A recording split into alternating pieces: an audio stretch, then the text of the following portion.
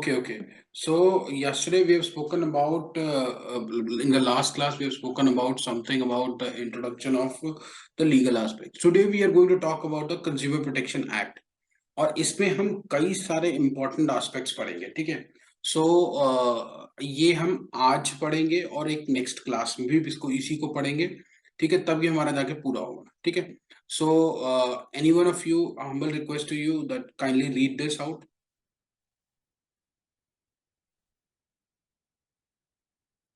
Yes, sir. Just introduction, right, sir?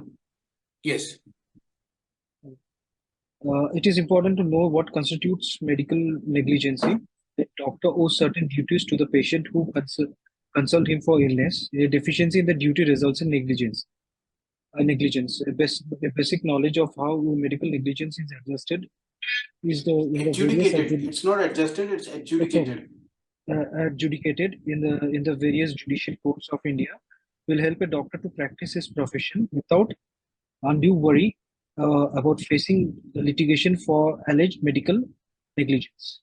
Negligence, okay. तो क्या है बेसिकली जब भी कोई मेडिकल नेग्लिजेंस होती है, मतलब देखो डॉक्टर के खिलाफ हॉस्पिटल में 3 वजह से केस जाते हैं. पहला मेडिकल नेग्लिजेंस, दूसरा कंसेंट की वजह से कि कंसेंट नहीं लिया मुझसे या गलत तरीके से लिया या what ever it is, consent से रिलेटेड जाता है. तीसरा breach of patient doctor patient confidentiality, ठीक है. इन 3 वजह से जाते हैं. इनमें भी अगर 2 इंपॉर्टेंट जो रीजंस है वो है मेडिकल नेग्लिजेंस और कंसेंट से रिलेटेड, ठीक है. हम अच्छा अब केस जो है मेडिकल नेग्लिजेंस का किस में जाता है, या तो सिविल कोर्ट में जा सकता है या क्रिमिनल कोर्ट में जा सकता है, कंज्यूमर प्रोटेक्शन एक्ट में जा सकता है. तो वो यूजुअली कंज्यूमर प्रोटेक्शन एक्ट में जाता है, इसीलिए हमें कंज्यूमर प्रोटेक्शन एक्ट को समझना होगा, ठीक है. और इसके साथ हम 2 एस्पेक्ट्स और समझेंगे कि मेडिकल नेग्लिजेंस क्या होती है और कंसेंट क्या होता है. ये हम medical negligence consumer protection act में ही समझ लेंगे अब बिट, और कंसेंट जो है मैं आगे वाले किसी चैप्टर में बताऊंगा, ठीक है. Okay.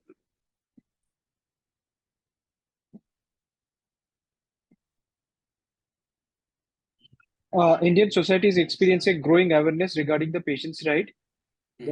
This trend is clearly discernible from the recent discernible पता चलता है.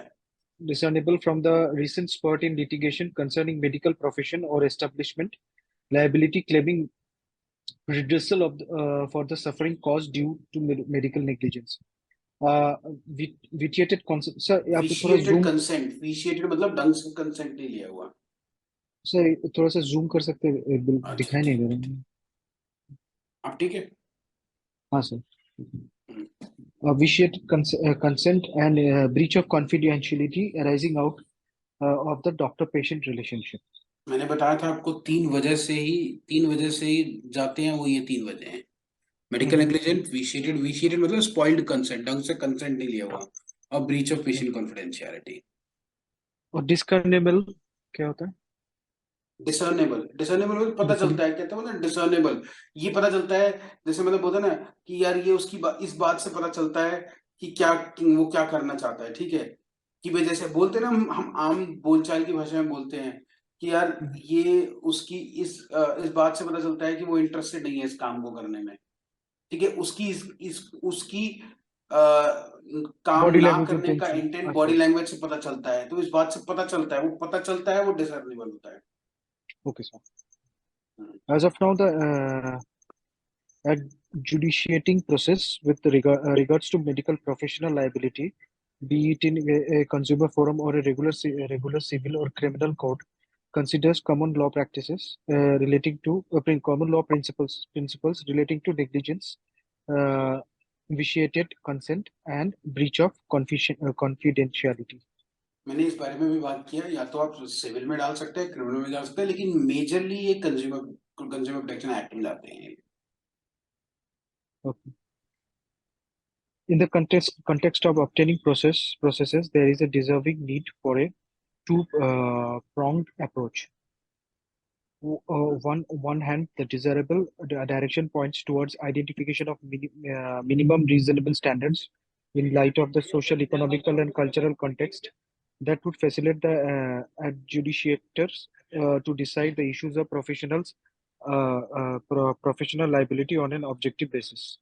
On the other hand, such an identification enables the medical professionals to internalize such standards in their day-to-day discharge of professional duties, which would hopefully prevent, to a large extent, that scenario of protection of patients' right in a litigative atmosphere. Okay basically क्या है ये दो तरह से होता है कि ठीक है अगर हम किसी को मेडिकल नेग्लिजेंस से बचाना चाहते हैं तो दो तरीके से कर सकते हैं।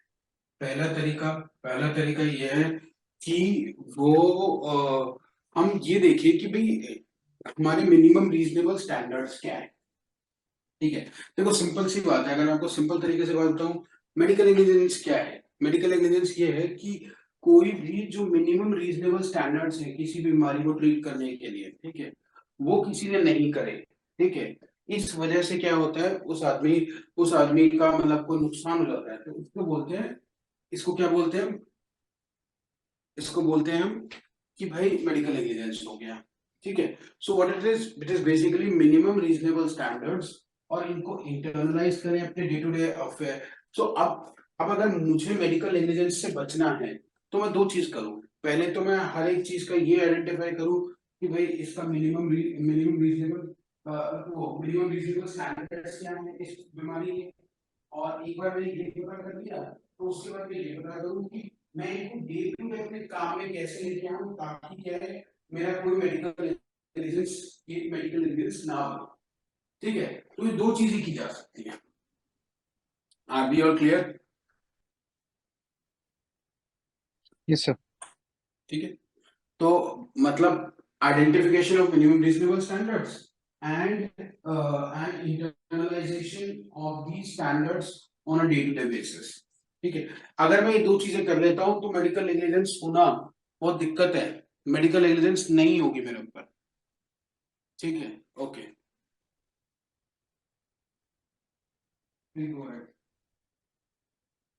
A consumer or any recognized consumer association, that is voluntary consumer association registered under the Companies Act 1956, central or state government.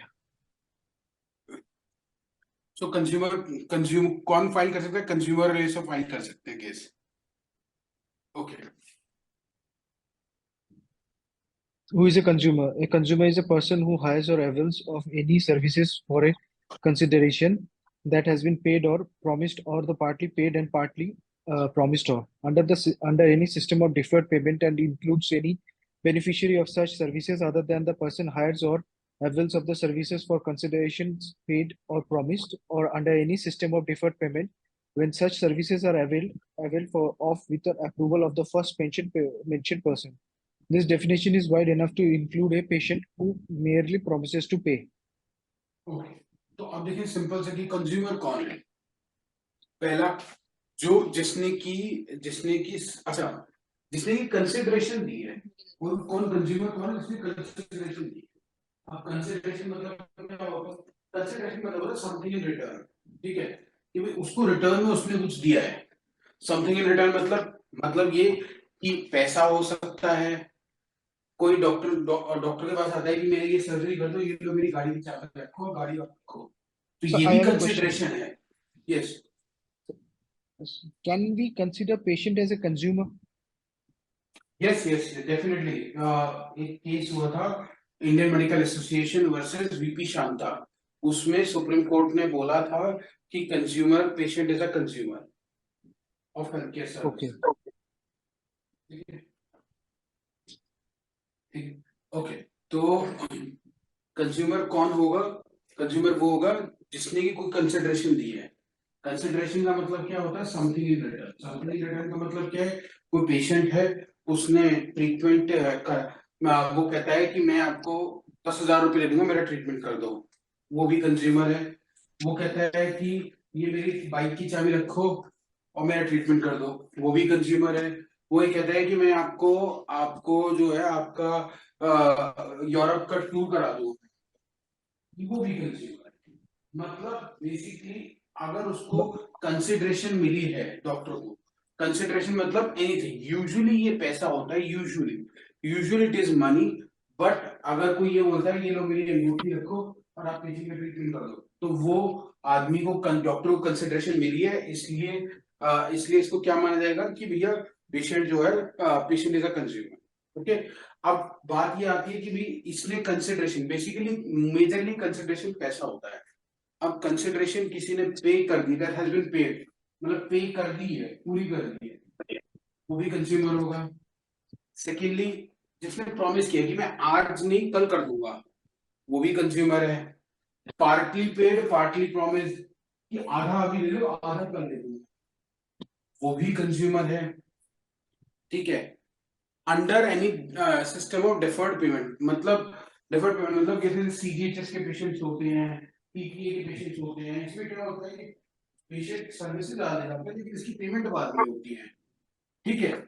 तो बेसिकली हर तरह का इसमें क्या है, हर तरह का क्या है इसमें जो होता है, अगर बेसिकली पेशेंट सिर्फ ये भी बोलेगा कि मैं कल कर दूंगा, वो भी कंज्यूमर होता है, वो भी कंज्यूमर होता है। बस सिंपल सी बात ये समझे। Okay. What is a complaint? A complaint is an allegation of writing made by a complainant, that is a consumer, that he or she has suffered a loss or damage as a result of the any deficiency of the services. अच्छा, Understandable. तो basically complain क्या है? Basically basically complain क्या है कि मेरे को लिखित में देता है कुछ भी कि भाई मेरे साथ ये हुआ है, ये हुआ है, ये हुआ है, ये हुआ है, और इससे मैं मतलब डेफिशिएंसी इन सर्विस की वजह से डैमेज हुआ है। ठीक है। जी and sir. What is deficiency in service, ये समझते हैं हम। Deficiency of services means any fault, any imperfection, just a second shortcoming. Please, just a second.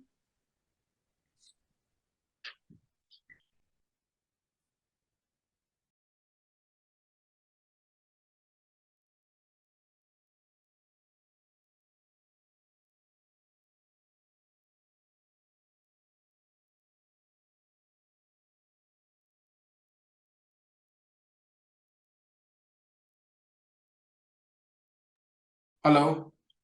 Yes. जी सर। सो डेफिशिएंसी, हाँ जी, डेफिशिएंसी इन सर्विस बोलो। Deficiency of services means any fault, imperfection, shortcoming, inadequacy in a quality, nature, or manner of performance that is required to be maintained by under any law or for the time being in a force, or it has been undertaken to be performed by a person in pursuance of of a contract or otherwise in relation to any service.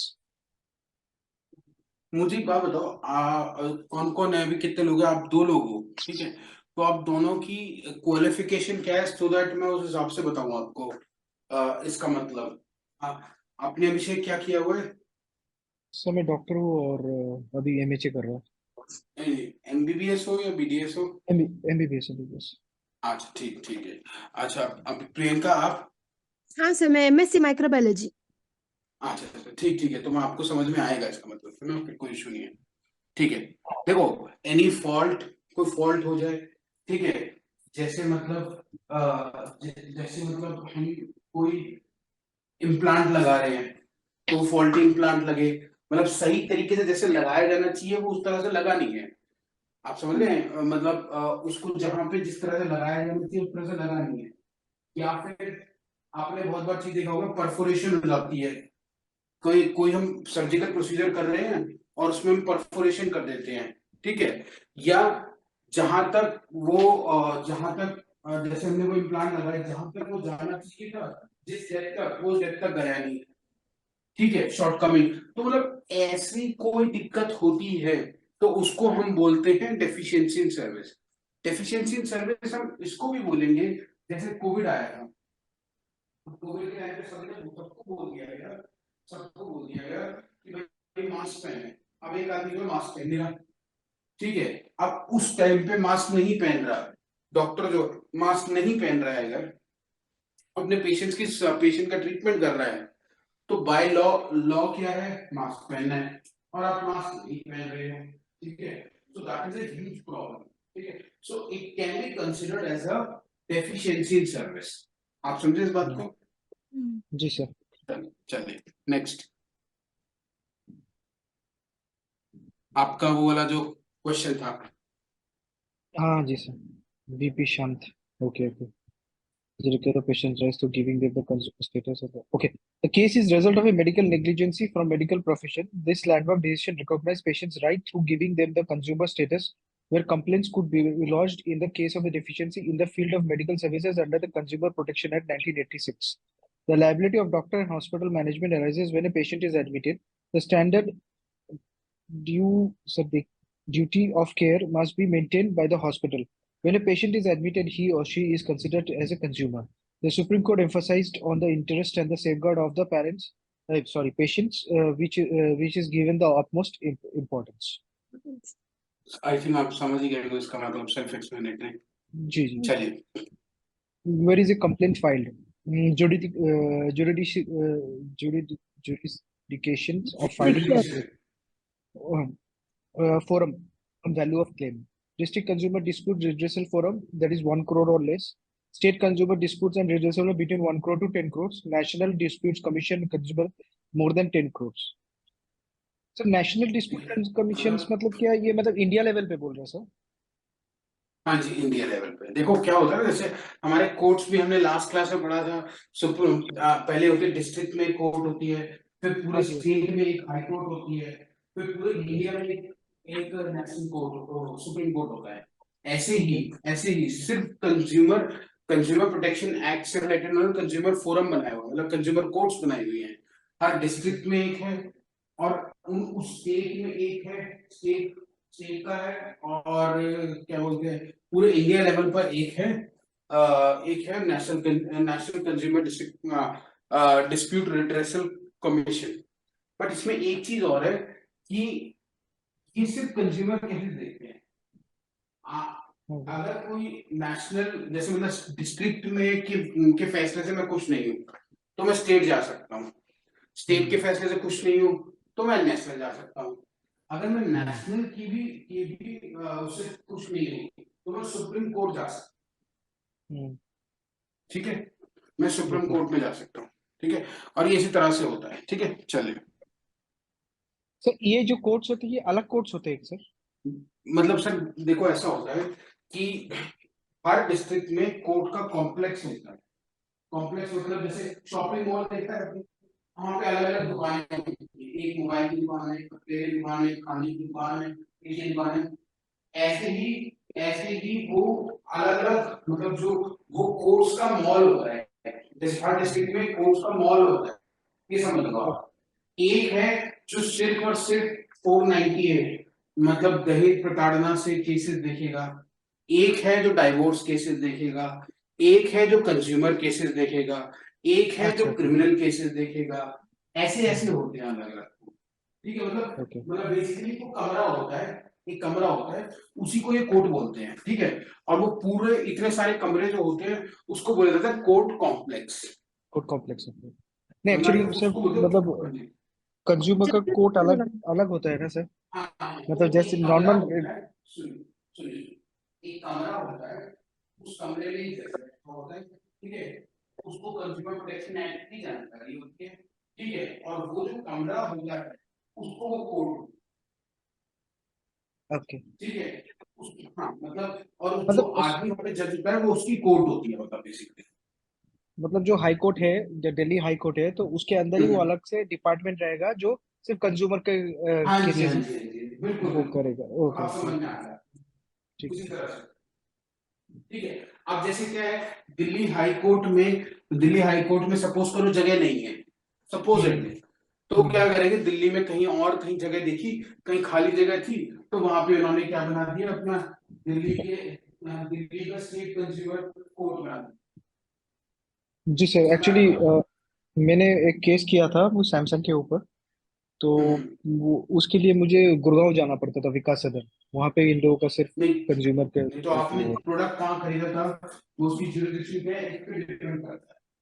हाँ जी। ठीक है, वो usually क्या होता है, जैसे मतलब जो भी जहां से भी सपोज करो हमने सैमसंग से प्रोडक्ट खरीदा, सैमसंग का आपको प्रोडक्ट में कोई दिक्कत नजर आई, ठीक है, तो ना सैमसंग के कई बार क्या होता है उनके बिल्स में लिखा रहता है any disputes has to be fought in this particular forum, ऐसे करके बोला जाता है। ठीक है, तो वो लिख के दे हाँ देते, जैसे जैसे क्या है, I am working for Ajay Gandhi cancer institute, तो उसमें हम हाँ नीचे लाइन में लिखते हैं कि any disputes arising out of anything will be dealt in the Delhi के जुरिसडिक्शन में। अच्छा अच्छा, ठीक जो है, जगह पे जो प्रेजेंस ऑफ जगह है उसके ऊपर ही होता है। हाँ, तो बेसिकली क्या होता है, कोई भी केस जब रहता है उसमें देखा जाता है कि भाई केस हुआ कहाँ पर है, मतलब उसका ओरिजिन कहाँ पर है, ठीक है, हम्म कौन सी जगह पे हुआ है, तो क्योंकि हम्म जगह टू जगह जुरिसडिक्शन बदलती रहती है। हम्म ठीक है, चलिए, anything else? No sir. Is there any provision for appeal? An appeal against the decision of the district forum can be filed in the state commission. An appeal will then go from the state commission to the national commission. National commission to the Supreme Court. Okay. सर्वोच्च ठीक है, न्यायालय पे I think जाता ये है। बात हम ऑलरेडी कर चुके हैं, ठीक है ये कर चुके हैं हम बात। जी। Time period for to file consumer complaints. Section 35 of Consumer Protection Act 2019 states that a complaint must be lodged to the respective district forum within 2 years of the time of the cause of deficiency in service or any defect in the goods. If the consumer has proper and a valid reason and the district forum agrees, then the time span of filing the complaint can across more than 2 years of the period of time. Further, Section 36 of the Act talks about the admissibility of complaint by forum, and that a consumer must file a complaint within the time period of 21 days from the date of filing. Okay. अच्छा, basically इसमें क्या है, section 35 ये बोलता है कि भाई मतलब जिस दिन डेफिशिएंसी हुई है उस दिन से 2 साल के अंदर तक केस किया जा सकता है, ठीक है, उसके बाद नहीं कर सकते हैं। लेकिन ऐसा भी है कि नहीं, मतलब ऐसा भी हो सकता है कि नहीं, ऐसा नहीं है, अगर कोर्ट को ये लगता है कि इसके पास जायज रीजन था, 2 साल 2 साल तक के लिए जायज रीजन था इसके पास में, ठीक है, बाद में भी ले 2 साल सकते हैं। दिला सकता, तो बाद में ओके ले ओके। सकते हैं। तो जैसे फॉर एन एग्जांपल, जैसे कोई पेशेंट है, patient was admitted in hospital और बाय मिस्टेकली उसको there was some deficiency happened and because and उस डेफिशिएंसी में क्या हुआ, ओवरडोज ऑफ इंसुलिन हो गया। हाँ जैसे ही उसको ओवरडोज ऑफ इंसुलिन हुआ तो वो डायबिटिक कोमा में चला गया। अब वो 60 साल हाँ कोमा में रहा, ठीक है, हाँ तो अब वो हाँ 60 साल बाद में उसे रियलाइज हुआ कि भाई मेरे खिलाफ, मेरा तो डेफिशिएंसी हुई थी, अब 60 साल में कोर्ट पहुंचा है, इसके खिलाफ में वो केस करना चाहता हूं मैं। तो कोर्ट ये हाँ नहीं बोल सकती है, कोर्ट क्योंकि समझेगी भाई ऑब्वियसली कैसे आ सकता था, जब वो डायबिटिक कोमा में चला गया था 7 साल बाद तो रिकवर ही हुआ है वो, तो वो कैसे रखेगा हाँ कोर्ट में? तो कोर्ट हाँ। ऐसी केसेस को एंटरटेन करेगी। ठीक है, वैलिड चलो, रीजन होना चाहिए कि जिसमें वो वैलिड लिमिटेशन रीजन टाइम होना का बढ़ चाहिए, गया है। हाँ टाइम जी, लिमिटेशन को बढ़ा सकता है तो हाँ जी, हाँ जी। medication mediation, sorry. Section 37 of the act talks about the mediation as an option of settlement with consent of parties within the period of 5 days. Both the parties are to be provided with a written consent. However, if both parties fail to see eye to eye and then the case returns back to the district consumer forum, it is essential to note that the section 81/1 states that no appeal can be filed and entertained by respective forum against the order passed by mediation. ठीक है, तो मतलब क्या, mediation मतलब दो दो party आपस में बैठेंगी, बातचीत करके सॉल्व करने की कोशिश करेंगे। अगर दोनों पार्टी में कोई समझौता नहीं होता तो कोर्ट वापस वापस क्या है, वापस चला जाएगा कोर्ट के अंदर, ठीक है। अगर क्या है, अगर अगर मीडिएशन हो जाती है तो दोनों क्या है, दोनों पार्टी जो है साइन कर देंगे कि क्या उनकी टर्म्स एंड कंडीशन में इनका सेटलमेंट हुआ है, और फिर ये सेटलमेंट जो है, ये सेटलमेंट जो है ये फाइनलाइज हो जाएगा, ठीक है। Okay. कोई भी पार्टी इसके बाद रिवर्ट नहीं कर सकती है, मतलब ये नहीं कह सकते कि नहीं नहीं अब नहीं, हमें नहीं करना ऐसा, हमें नहीं करना ऐसा, हमें नहीं करना, तो मतलब साइन करने के बाद वो पीछे नहीं हट सकती है, ठीक है, Okay. Okay,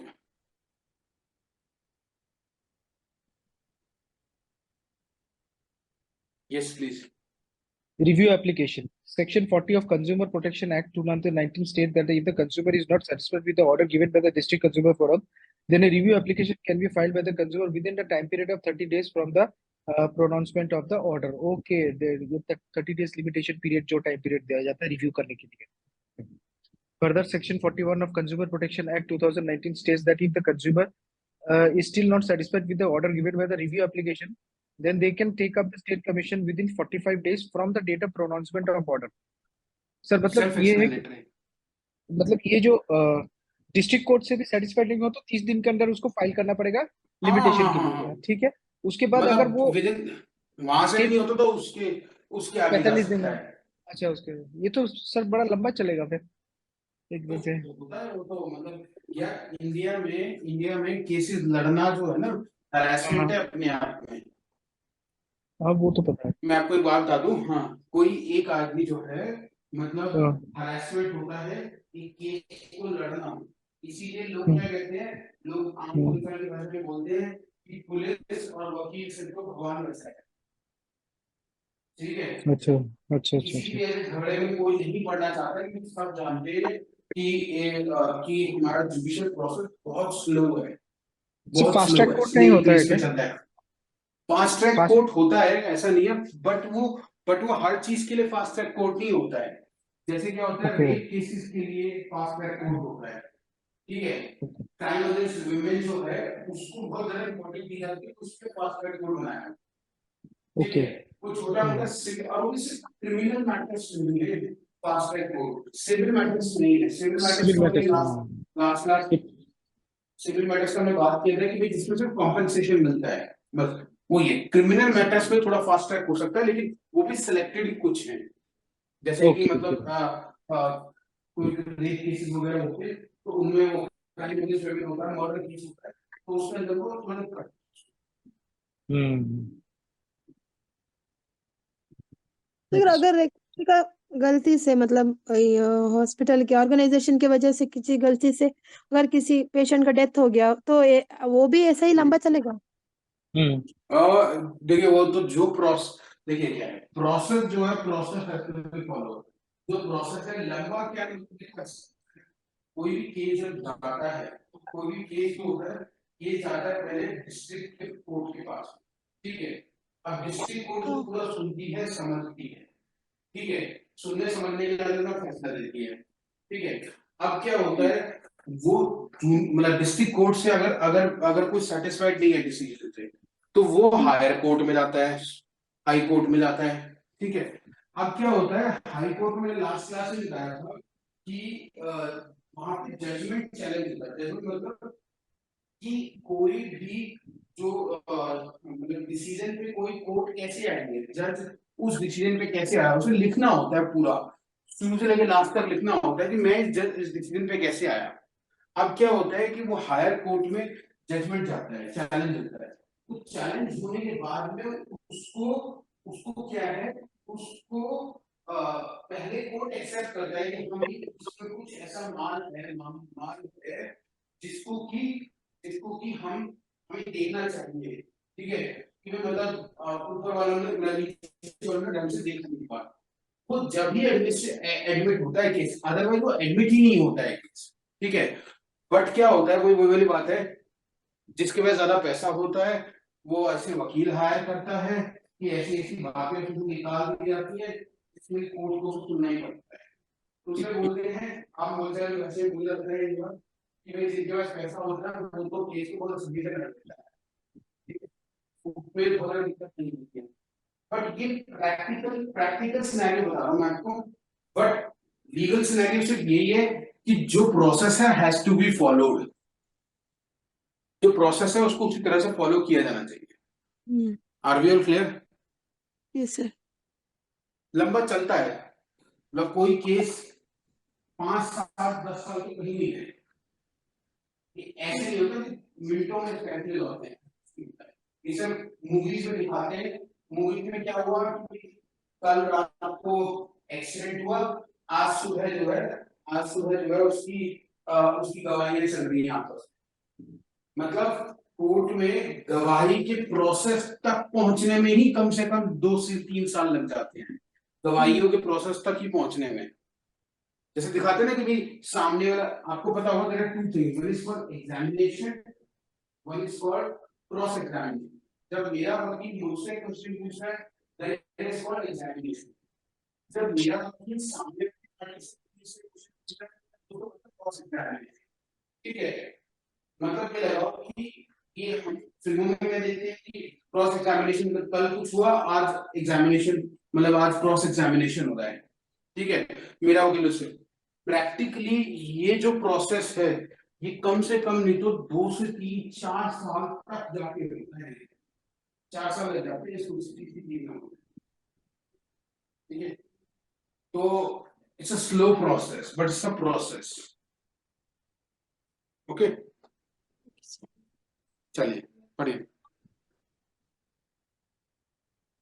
National Commission. According to the Section 50 of the Consumer Protection Act 2019, the complaint can file an application for review in the forum within 30 days if the complainant does not find the order passed by the State Commission to be satisfactory. Further, Section 51 of Consumer Protection Act 2019 states that if the order passed by the State Forum is not satisfactory, then the complainant has the right to appeal the National Forum within a time period of 30 days from the date of the order passed. Okay. I think this is also self-explanatory. It is important to note that the consumer cannot directly file a complaint through Supreme Court. It has has to go from District Commission, State Commission, then the National Commission. If the consumer is not satisfied with the decision rendered by the National Commission, then it will go before the Supreme Court. So I have a question. Self-explanatory. Yeah, please go ahead. Suppose the consumer lodge a complaint in the district forum, right? And suppose either of the party loses the case against the other who is competing against each other, and then after that the person who the X party or the Y party, X party loses and go and go for a review petition and put up a case against in the what is that called state commission. There also the X party loses in this one, and again it Just a goes to the second. national. Hold on, please. Good evening, sir. Please.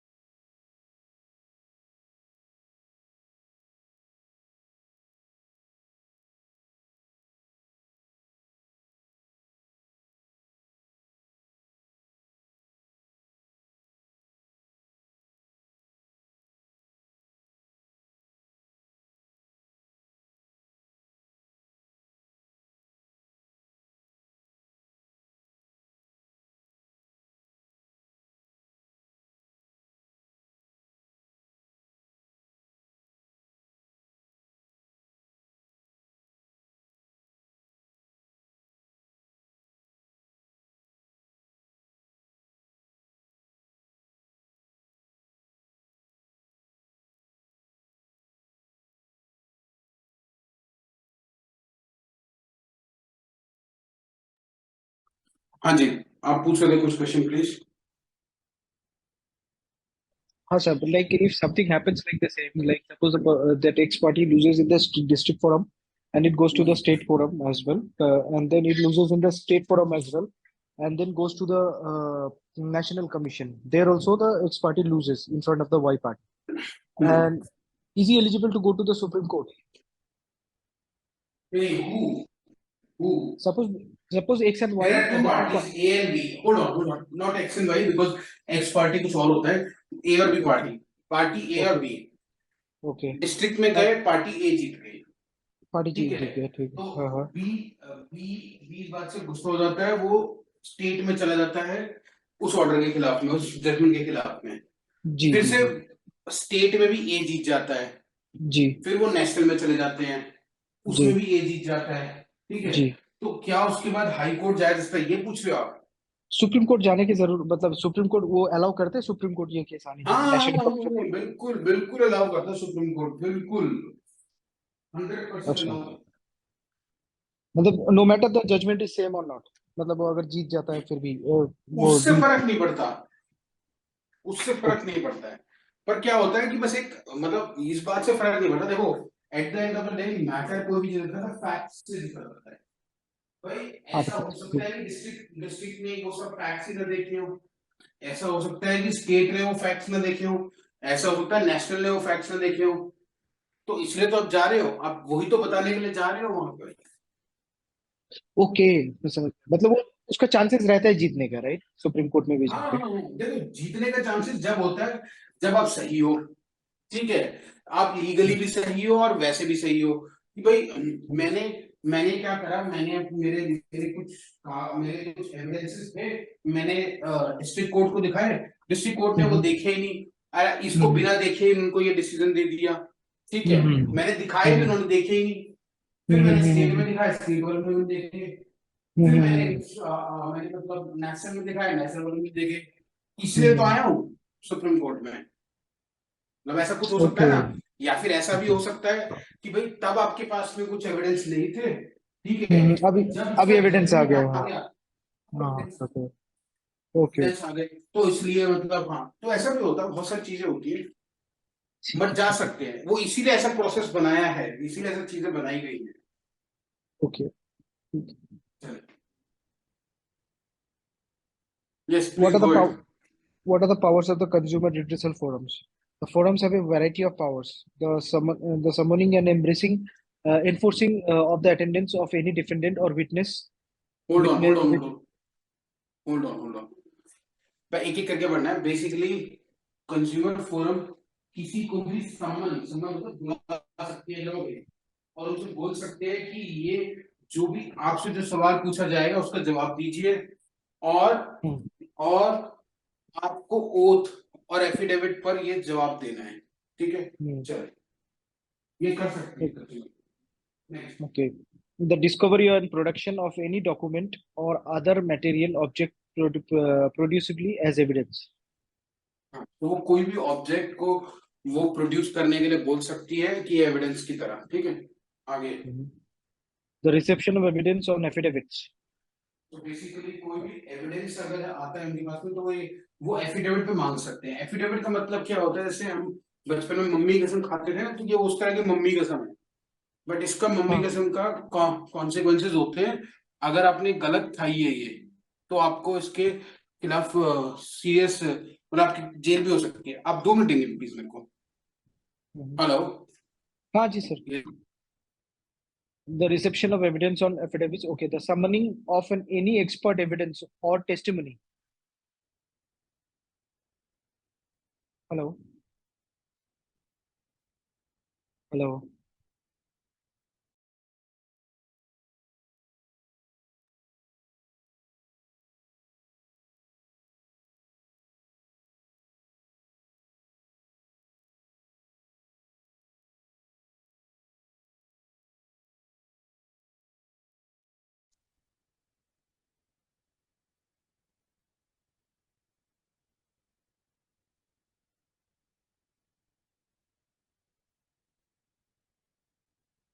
हाँ जी बताइए। तो affidavit affidavit पे अगर कुछ हम लेते हैं, और एफिडेविट अगर झूठा आपका एवरेज झूठा पाया जाता है, तो उसके खिलाफ आपको सजा हो सकती है, ठीक है, please go ahead, please go ahead. Hello. Hello. हाँ जी sir. Yes yes please please The summoning move of any it. expert evidence or testimony. देखो किसी भी एक्सपर्ट एविडेंस को बुलाया जा सकता है, एक्सपर्ट एविडेंस मतलब एक्सपर्ट को बुलाया जा सकता है। जैसे क्या हुआ मेडिकल एविडेंस केस में क्या होता है, उस पर्टिकुलर फील्ड का कोई एक्सपर्ट जो आदमी होता है उसको बुलाया जा सकता है और उससे पूछा जा सकता है, ठीक है, okay please go ahead. Requisitioning of the report of the concerned analysis or test from the appropriate laboratory or from any other relevant source. ठीक है, मतलब अगर कहीं से जैसे मतलब कोई वीडियो आपने दिखाया है अगर एविडेंस, ठीक है, तो सामने वाले Mhm. कहेगी ये वीडियो झूठा है, ठीक है, तो कोर्ट ये बोल Mhm. सकता है चलो इसकी हम फोरेंसिक लेबोरेटरी की जांच करा लेते हैं, एफएसएल रिपोर्ट बोलते हैं उसे, ठीक है, अच्छा अच्छा एफएसएल की जांच करा लेते हैं। तो मतलब वो साइबर एक्सपर्ट वाले आएंगे, वो देखेंगे कि इसमें कि ये वीडियो सही है या इसको कुछ चेंजेस किए गए हैं या इसमें कुछ कुछ गड़बड़ है या ये मतलब ऐसे करके बोलते हैं ना, ठीक है, तो उसको चेक किया जा सकता है, हम्म ठीक है। हाँ, तो वो कर सकते हैं issuing आगे। issuing of any commission for the examination of any witness. हाँ, इशूइंग मतलब कि भाई किसी भी विटनेस को कटघरे में बुला के उसका एग्जामिनेशन किया जाता है। एग्जामिनेशन मतलब एग्जामिनेशन मैंने बताया ना, मेरा वकील है हाँ जी हाँ मुझसे जी, क्वेश्चन पूछ रहा है तो क्रॉस उसको बोलते हैं एग्जामिनेशन एग्जामिनेशन। एग्जामिनेशन, हाँ ठीक ठीक है, चलिए एनी अदर आगे। Matter which may be prescribed. Prescribe जो लगता है कि भाई मतलब कुछ और अगर कुछ है तो वो भी वो कर सकते हैं, ठीक है, चलिए। how how does adjudication of liability take place? The process before the competent forum will be set in the motion in the following manner. When the complainant files a written complaint, the forum, after admitting the complaint, sends a written notice to the opposition party asking for a written version to submit within 30 days. Thereafter, subsequent to proper scrutiny, the forum would ask for either filling of an affidavit or production of evidence in the form of interrogatories, expert evidences, medical literatures, and judicial decisions. Okay. एक minute देखिए, मेरे call आ गई बहुत।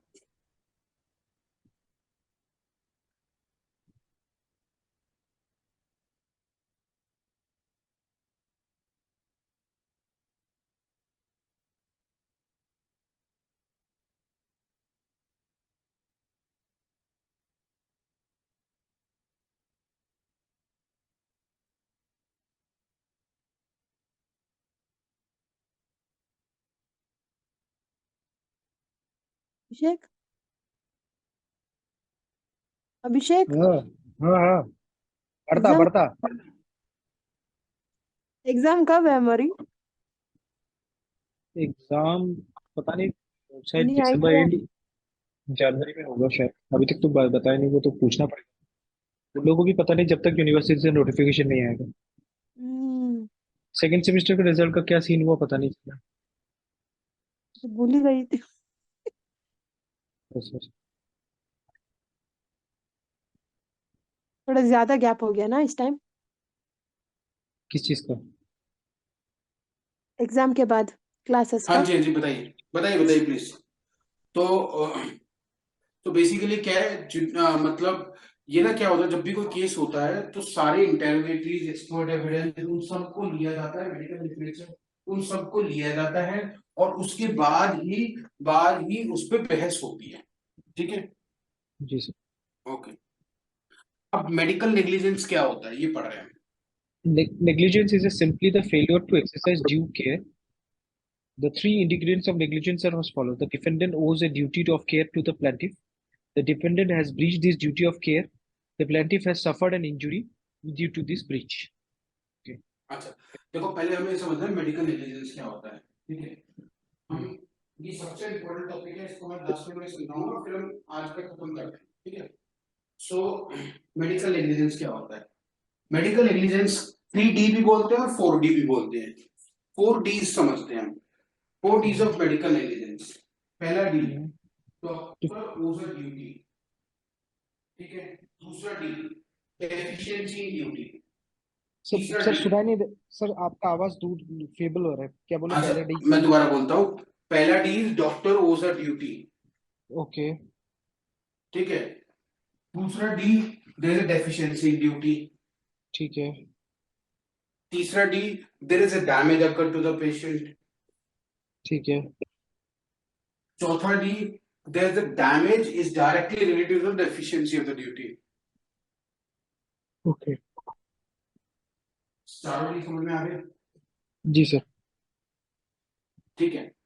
अब हम किसी situation को medical negligence जब भी बोलेंगे जब हम्म, चारों डी हम्म, होंगे, हम्म, मतलब चारों डी होंगे तभी हम उसे मेडिकल नेग्लिजेंस बोलेंगे। मतलब पहले तो डॉक्टर की हम्म, ड्यूटी होनी चाहिए, हम्म, ड्यूटी टू केयर, फिर डेफिशिएंसी इन ड्यूटी होना चाहिए, फिर डैमेज भी होना चाहिए, और यही तीनों नहीं, डैमेज और डेफिशिएंसी का डायरेक्ट लिंक भी होना चाहिए। ऐसा नहीं कि भाई मतलब पेशेंट किसी और वजह से मर गया, डेफिशिएंसी हुई है, डैमेज किसी और वजह से हुआ है, डैमेज भी हुआ है लेकिन वो डैमेज किसी और वजह से हुआ है, तो वो मेडिकल नेग्लिजेंस नहीं कहलाएगा।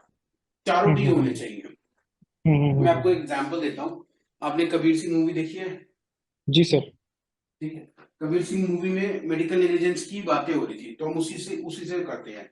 तो उस केस में क्या था कि भाई मतलब वो बहुत नशे में होता है, घर पे होता है, उसका फोन आता है कि इमरजेंसी केस है।